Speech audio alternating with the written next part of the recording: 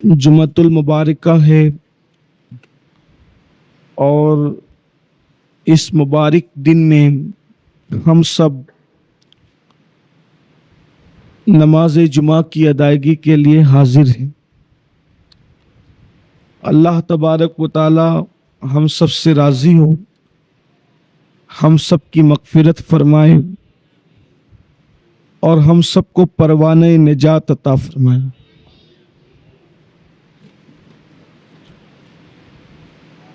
امت مسلمہ بہت تیزی کے ساتھ جرائم کی طرف اور گناہ کی طرف بڑھتی جا رہی ہے۔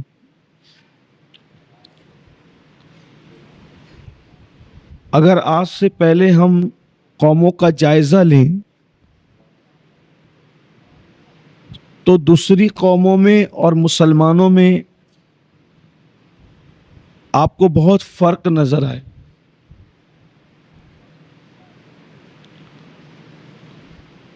لیکن آج ایسا لگتا ہے کہ جیسے دوسری قومیں گناہوں کے معاملے میں پیچھے رہ گئی ہے اور مسلمان آگے بڑھ گئے۔ وہ کون سا گناہ ہے جو ہماری زندگی میں شامل نہیں؟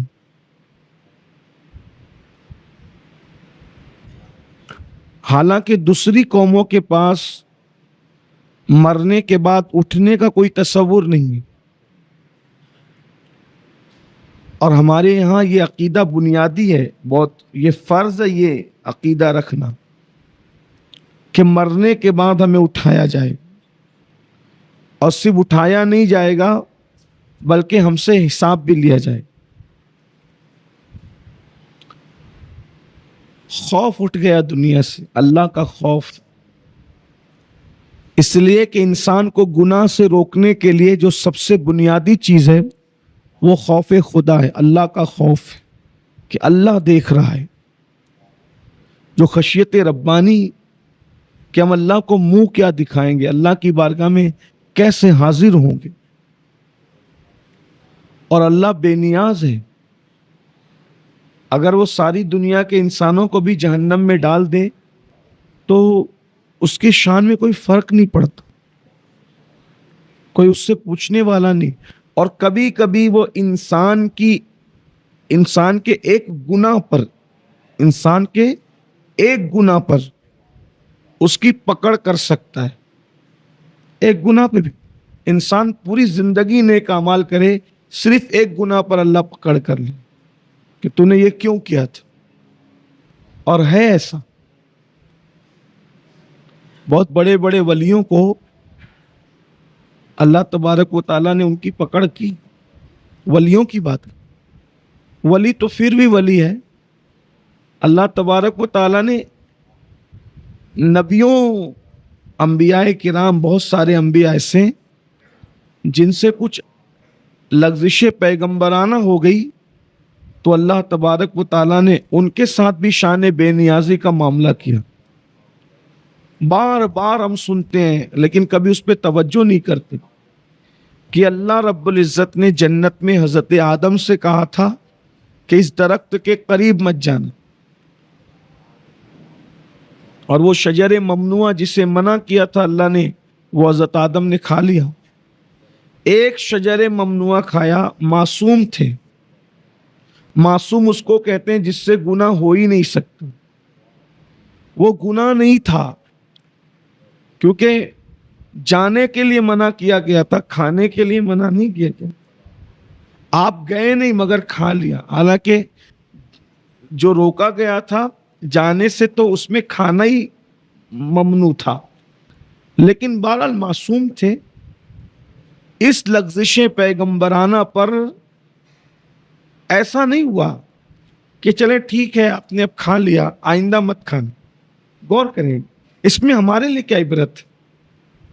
ہم تو اس کو گناہ خطا نہیں کہتے، لیکن لغزش پیغمبرانہ کہ شان معصومیت کے ساتھ جو لغزش پیغمبرانہ واقع ہوئی، بھئی یہ نہیں کہا گیا نا کہ چلو ابھی کھا لیا نا آئندہ مت کھانا، نہیں، بلکہ شان غیرت کے ساتھ اور شان بے نیازی کے ساتھ، یہاں تک کہ اب آپ جنت سے نکل جائیں۔ اس پر اگر کوئی ہوش مند عقل مند انسان غور کر لے تو وہ سوچے کہ میں کیا کر رہا ہوں۔ اس عظیم پیغمبر کو جو تمام انسانوں کے باپ ہیں، اتنی عزت اللہ کی نگاہ میں ان کی تھی کہ فرشتوں کو سجدہ کرنے کا حکم دیا اور سارے فرشتوں نے سجدہ کی۔ اتنی عزت تھی اللہ کی نگاہ میں ان کی، اور ہے کہ ایک نے نہیں کیا تو اس کو مردود کر دیا، حالانکہ وہ ایک ہزاروں سال تک اللہ کی عبادت کرتا رہا، لیکن یہ نہیں دیکھا کہ میری عبادت کرتا ہے، بس میرے آدم کو سجدہ نہیں کیا تو مردود ہے، تو شیطان نکال دیا باہر۔ یعنی اظہار محبت کریں تو فرشتوں کو بھی جھکا دے سامنے، اور اظہار غیرت کریں،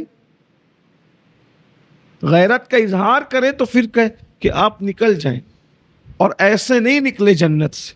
ہائے ہائے،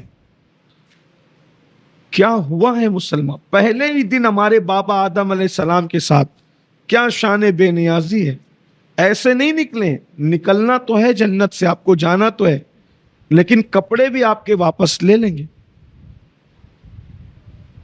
آپ غور فرمائیں، کیا فرمایا؟ کپڑے بھی واپس لے لیں گے، اور کپڑے واپس لے لیے،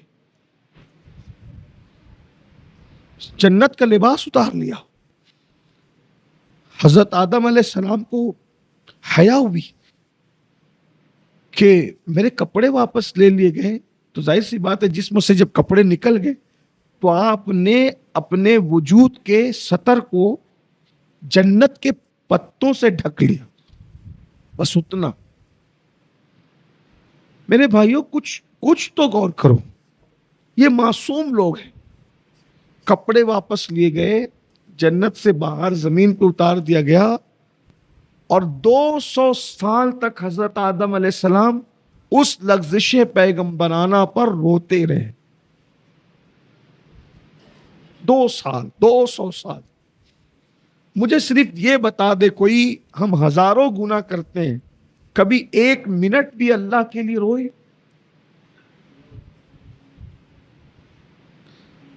ہم بندے اپنے نفس کے ہیں، ہم بندے خواہشات کے ہیں، ہم بندے درہم و دینار کے، پیسے دھیلے کے، بندے زمین اور جائیداد کے ہیں، بندے دنیا اور دنیا کی لذتوں کے اور عیش اور عشرت کے ہیں۔ وہ اللہ کا بندہ تھا، سچا بندہ، جو ایک لغزش پیغمبرانہ ہوئی، اور یہ بھی نہیں کیوں؟ توجہ فرمائیں، جب کہا اللہ نے جنت سے نکل جائے، یہ نہیں کہا کیوں، آپ کا حکم ہے مولا، تو کہتا ہے میں نکلتا ہوں، جاتا ہوں۔ پھر کہا کپڑے بھی نکال دے، یہ بھی نکال، یہ بھی کیوں؟ وہاں جس میں یار راضی اس میں ہم راضی۔ یہ اللہ کے بندے لوگ، غور فرمائیں میرے، ہم اپنے اعمال دیکھیں، اور وہ لغزش پیغمبرانہ کیا ہے، اس میں بھی کروڑوں حکمتیں چھپی ہوئی، لیکن پھر بھی شان بے نیازی۔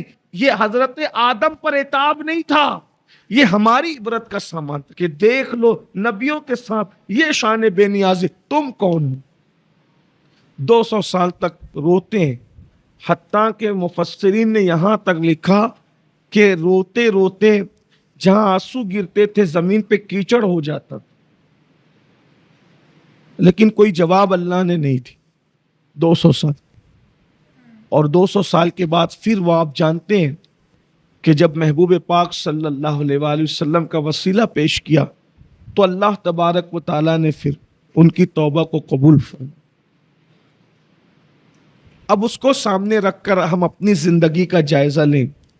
جھوٹ ہماری اپنی زندگی میں، غیبت ہماری اپنی زندگی میں، حرام لقمہ ہماری اپنی زندگی میں، کسی پر گندی نظر ڈالنا، پاپ کی نظر ڈالنا ہماری اپنی زندگی میں، یعنی اسلام کے سانچے میں کہیں سے کہیں تک ہماری زندگی ہے ہی نہیں، بلکہ حال بھی یہ ہے کہ हफ्ते में एक दिन बिल्कुल आराम से जुमा की 2 रकत पढ़ने के लिए आते हैं और उसके बाद चले जाए, यानी 2 रकत वाले हम मुसलमान हैं।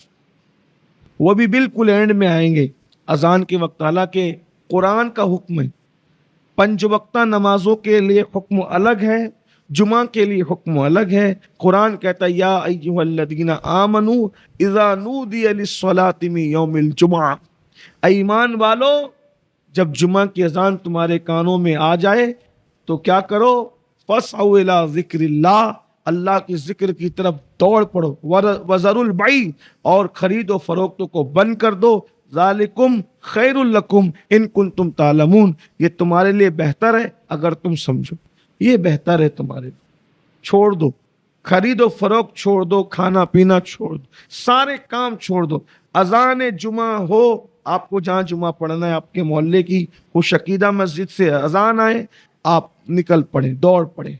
ये भाइयों, अगर आज हम गुनाह से नहीं बचे, देखो ये दुनिया में ऐश है, आराम है, ये दुनिया में ऐश तो फिरौन को भी मिला है, इसको गौर से सुन, ये दुनिया का ऐश तो फिरौन को भी मिला, ये दुनिया का ऐश नमरूद को भी मिला, ये दुनिया का ऐश और आराम शद्दाद को भी मिला। ये जो शद्दाद है, शद्दाद इतना ऐश की जिंदगी गुजारा कि इसने अल्लाह की जन्नत के मुकाबले में इसने जन्नत बना। बरसों लगे, बरसों, सोने की ईंटें, सोने की ईंटें, चांदी की ईंटें, इसने जन्नत बना। ये दुनिया का ऐश, यानी दुनिया का ऐश अल्लाह के दुश्मनों को भी मिल गया, मगर आखिरत का ऐश उनमें से किसी को नहीं मिले। और अल्लाह ना करे, 1000 बार ना करे, अगर हम बेबाकी के साथ गुनाह करते रहे और तौबा नहीं किया, अल्लाह को राजी नहीं किया, तो हमें भी दुनिया का ऐश तो मिल सकता है मगर कब्र में आराम नहीं मिल सकता। ये दुनिया का ऐश 2 दिन का है, बहुत दिन नहीं। आज हम माशाअल्लाह नरम नरम गद्दों पे सोते हैं, अच्छी बात है, अल्लाह का शुक्र है, नरम गद्दे अल्लाह ने दिए, अल्लाह का शुक्र है, बहुत अच्छी बात है, नरम गद्दों पे सोते हैं, उसके बगैर तो हमें नींद भी नहीं, अच्छी बात। एसी में रहते हैं, अल्लाह का शुक्र है, मैं मना नहीं करता, बहुत अच्छी बात है। पंखों में रहते हैं, अल्लाह का शुक्र है, बहुत अच्छी बात। लेकिन क्या फिरौन का आराम और हमारा आराम अब सिमिलर नहीं हो रहा है? फिरौन और नमरूद का ऐश और हमारी ऐश वाली जिंदगी सिमिलर, क्योंकि वो भी अल्लाह का बागी था, हम भी अल्लाह के साथ बगावत कर रहे हैं, लेकिन उसके अंजाम पे नजर करो। लेकिन जो अल्लाह वाले थे और जो सबसे बड़ा अल्लाह वाला था, उससे बड़ा अल्लाह वाला दुनिया में गुजरा ही नहीं, वो जात मोहम्मदुर रसूलुल्लाह सल्लल्लाहु अलैहि वसल्लम। कोई ऐश नहीं दुनिया में, कोई आराम, सिर्फ अल्लाह ही अल्लाह। हत्ता के 2-2 महीना हो रहे हैं, 3-3 महीना हो रहे हैं, घर में चूल्हा तक नहीं चल। एक मर्तबा चमड़े के बिस्तर पे या चमड़े की चटाई पर, या वो जो रस्सी आती है खजूर की रस्सी, उसकी चटाई पर सोए हैं और सैयदना फारूक आजम मुलाकात के लिए आए हैं। तो देखा कि रस्सी, जो खजूर की रस्सी थी, उसकी चटाई के निशान हुजूर अलैहिस्सलाम के खूबसूरत जिस्म पर पड़ गए। फारूक आजम ये मंजर देख के रो पड़े, कहने लगे या रसूल अल्लाह सल्लल्लाहु अलैहि वसल्लम, मेरे माँ बाप आप पे कुर्बान हुजूर, वो कैसरो किसरा के ताजदार जो अल्लाह के दुश्मन है, वो तो नरम गद्दों पे सोए, और अल्लाह का महबूब खजूर की चटाई पर, और ये निशान, अगर आप इजाजत दे तो मैं आपके लिए अच्छे बिस्तर का इंतजाम कर दूं। अल्लाह के रसूल ने, मैं उमर नहीं, हमारे लिए जन्नत की नेमतें हैं और उनके लिए दुनिया की नेमत। चले कम से कम नरम गद्दों पे सो रहे थे तो उसका हक तो अदा करते। नरम गद्दों पे सोने का कम से कम हक ये था, अल्लाह तेरा शुक्र है कि तूने मुझे नरम गद्दा दिया। लेकिन नरम गद्दों पे लेट कर हम मोबाइल के अंदर फिल्में देख रहे, غور کریں, اندازہ کریں کہاں ہے ہم. ایک دن مرنا ہے بھائی, موت آنی ہے. اپنی موت کو ہر وقت یاد رکھو, اپنی موت کو ہر وقت یاد رکھو, موت کو نگاہ میں رکھو, اور پھر سوچو کہ اللہ رب العزت نے حساب لینا, حساب لینے والی ذات اللہ کی ہے, اور اللہ تبارک و تعالیٰ کے یہاں کسی کی رعایت ہی نہیں ہے. میں نے ابھی شروع میں کہا نا کہ جب معصوم لوگوں کے ساتھ اگر شان بے نیازی کرے تو جنت سے باہر کر دے. یہ ہماری عبرت کے لیے تھا, ان پہ عتاب کے لیے نہیں. ہم تو ادب کے ساتھ یہی کہتے ہیں اور یہی کہہ سکتے ہیں. حضرت یونس علیہ السلام, آپ نے بہت نام سنا ہوگا یونس علیہ السلام کا.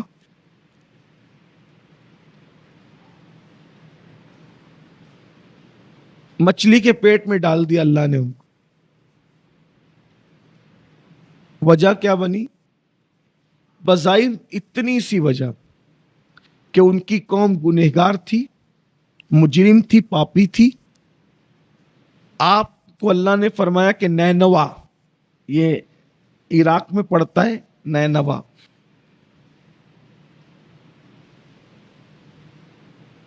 میں نے وہاں حاضری دی.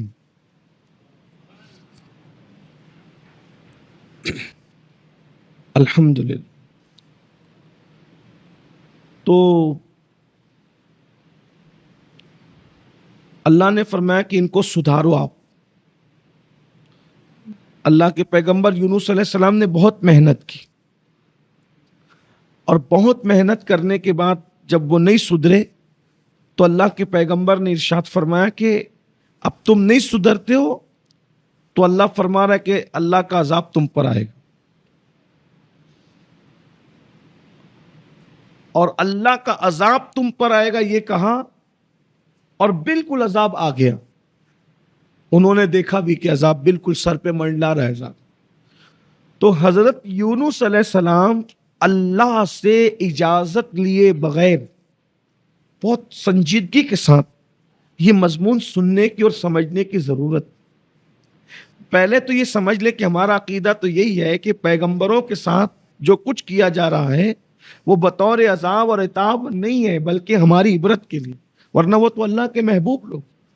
لیکن ہمارے لیے عبرت کے لیے کتنی بڑی بات ہے, اللہ کے پیغمبر یونس علیہ السلام اللہ کی اجازت کے بغیر نینوا چھوڑ دی, علاقہ چھوڑ دیا, اپنا علاقہ چھوڑ دیا, اور چھوڑ کر نکل گئے.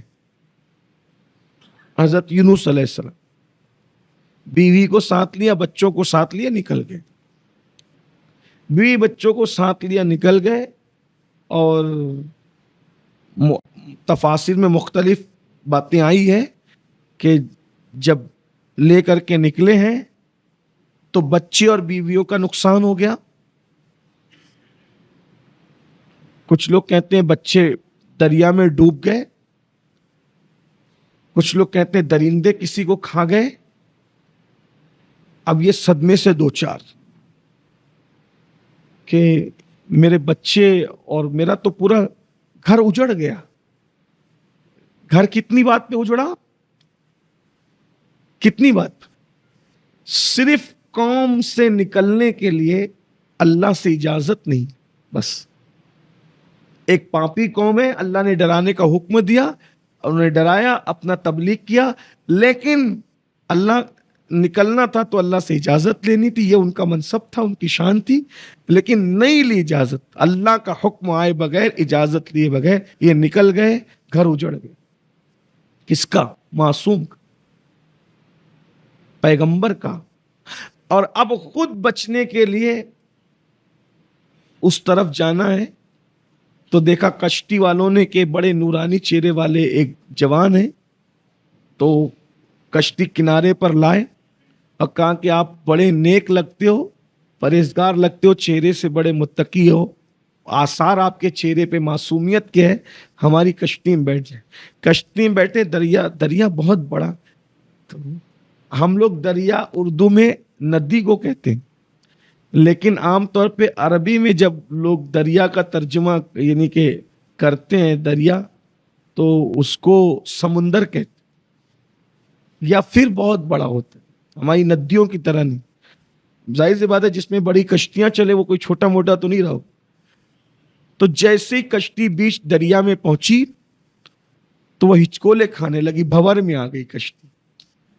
تو ملاح نے کہا، جو کشتی چلاتا اس کو ملاح کہتے ہیں، ملاح نے کہا کہ یہ میری کشتی ایسے ہی نہیں ڈولتی، اس وقت تو ڈولتی ہے جب کوئی غلام اپنے آقا سے چھپ کر بھاگتا ہے. جب کوئی اپنے آقا سے چھپ کے بھاگتا ہے، میری کشتی میں آ کے بیٹھتا ہے تو ڈولتی. بتاؤ تم میں کون بھاگا ہوا غلام ہے؟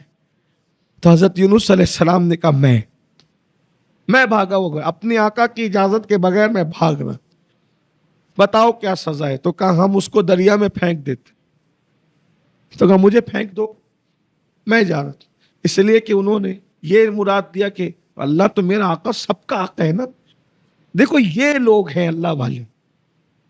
ہم تو سارے پاپ کر کے بھی اپنے آپ کو اللہ والا سمجھتے. بھائیو میں تو آپ سے آج یہ بات کہہ دیتا ہوں، اگر ہمارا شمار سچے مسلمانوں میں اللہ کے یہاں ہو جائے تو بھی ہمارے مقدر کی معراج ہے. باقی سب چھوڑ دیجیے.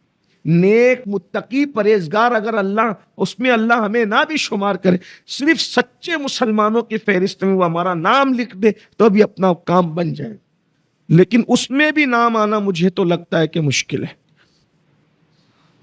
یہ وہ لوگ ہیں نا جو معصوم لوگ ہیں، جن پہ وحی آتی تھی، جبریل جن کے پاس آتے تھے، صرف اللہ کی اجازت کے بغیر نکل گئے بستی سے تو کشتی کو لکھا. اور اس کے بعد کہتے ہیں مجھے ڈال نہیں، آپ قرآ ڈالتے ہیں، ہم چیک کریں گے کہ کس کی وجہ سے کشتی ہچکولے کھا رہی ہے. جتنے کشتی میں لوگ تھے سب کے نام کا قرآ ڈالا، اور جب وہ قرآ نکلا تو یونس علیہ السلام کا نام. کہا نہیں آپ تو بڑے نیک لگتے ہیں، پرہیزگار لگتے ہیں، آپ ایسے نہیں ہو سکتے. پھر قرآ ڈالا، پھر حضرت یونس کا نام، پھر قرآ ڈالا، پھر حضرت یونس کا نام. صرف ایک لفظ پیغمبرانہ ہے، اللہ کی اجازت کے بغیر بستی سے باہر آ گئے بس. اور دنیا نے دیکھا، تاریخ گواہ ہے، قرآن گواہ ہے، قرآن کے قصص گواہ ہے کہ جب آپ کو دریا میں ڈالا تو اللہ نے مچھلی کو کہا کہ منہ کھول دو، اور مچھلی نے آپ کو نگل. 40 دن تک مچھلی کے پیٹ میں رہے، 3 اندھیروں میں.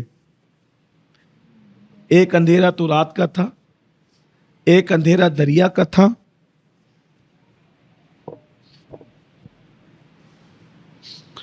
اور ایک اندھیرا مچھلی کے پیٹ کا تھا. 3 اندھیرے تھے.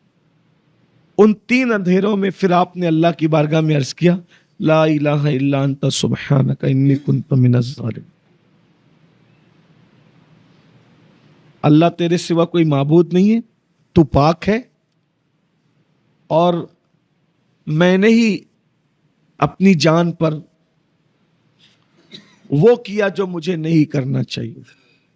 یعنی اگر یہ ترجمہ میں اپنے اور آپ کے لیے کروں تو یہ ترجمہ کیا جائے گا کہ میں نے اپنے آپ پہ ظلم کیا اور میں ظالموں میں سے ہوں. لیکن جب ہم انبیاء کے لیے اس کی ترجمانی کریں گے تو یوں کہیں گے کہ ہم نے جو چاہا، جو ہمیں جو نہیں کرنا چاہیے تھا وہ ہم سے ہو گیا، یہ آپ نے کہا. اور 40 دن کے اندر جب مچھلی کے پیٹ میں رہے تو اتنے کمزور ہو گئے کہ چمڑی کو بھی ہوا لگے تو تکلیف ہو، اور 40 دن تک کہتے رہے لا الہ الا انت سبحان. ایک لفظ پیغمبرانہ ہے، اجازت کے بغیر بستی سے باہر ہوئے. اور کتنے دن کہہ رہے ہیں؟ 40 دن. 40 دن کے بعد پھر مچھلی کے پیٹ سے آپ کو باہر نکالا جاتا ہے، اور اس کے بعد پھر جو بھی ہوا وہ واقعہ اپنی جگہ ہے.